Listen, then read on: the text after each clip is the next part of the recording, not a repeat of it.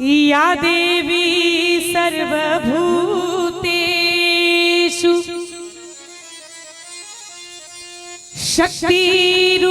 शक्तिरूपेण संस्थिता नमस्तस्यै नमस्तस्यै नमस्तस्यै नमो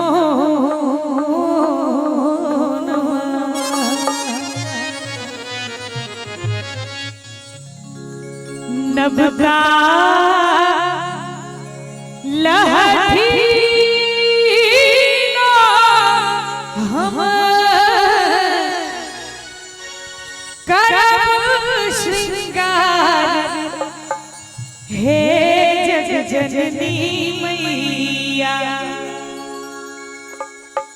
नभका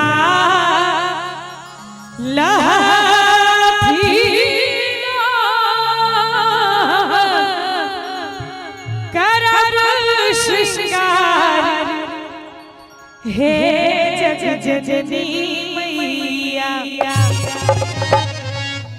और जिनका जिनका मां भगवती हाथ सुरक्षित देने छे कोनो तरह दिक्कत नहीं हुए एक बार मैया के नाम पर दोनों हाथ ऊपर उठा दियो सब गोटे और ताली बजा के हमरा संगे संगे जगमग कर दई आहा के दरबार हे जग जननी मैया जगमग कर दई आहा के दरबार हे जग जननी मैया नभका लहठीलो करब श्रृंगार हे जग जननी मैया नभका लहठीलो करब श्रृंगार हे जग जननी मैया जगमग कर दई आहा के दरबार हे जग जननी मैया जगमग कर दई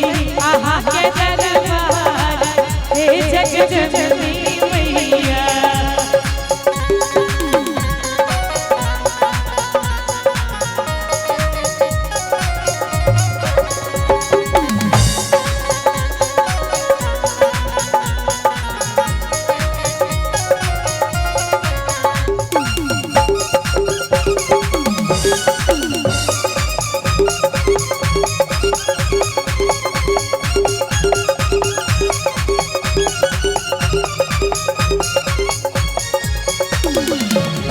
लाले रंग नुआनब लाले रंग टिकुली हे जग जननी मैया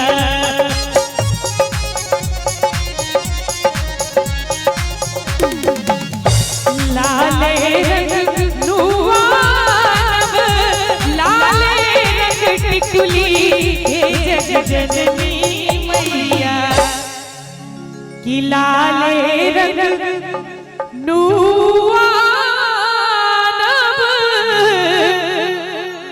लाले रंग टिकुली हे जग जननी मैया।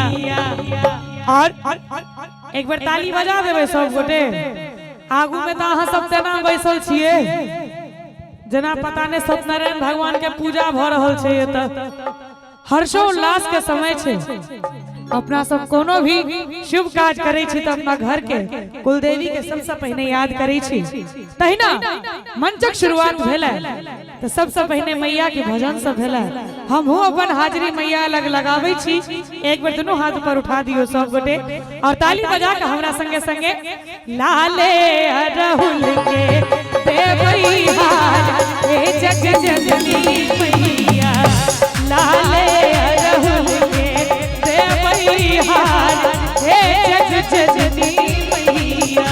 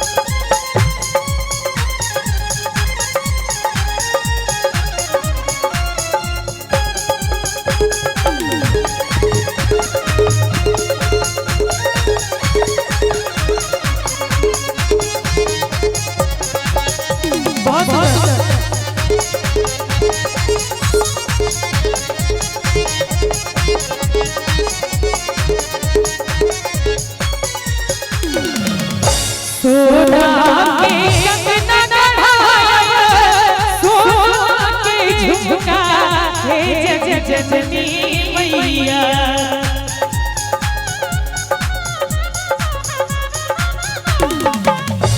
सोना के कंगना गढ़ाया सोना के झुमका हे जननी मैया कि सोना के कंगना गढ़ाया सोना के झुमका हे जग जननी मैया।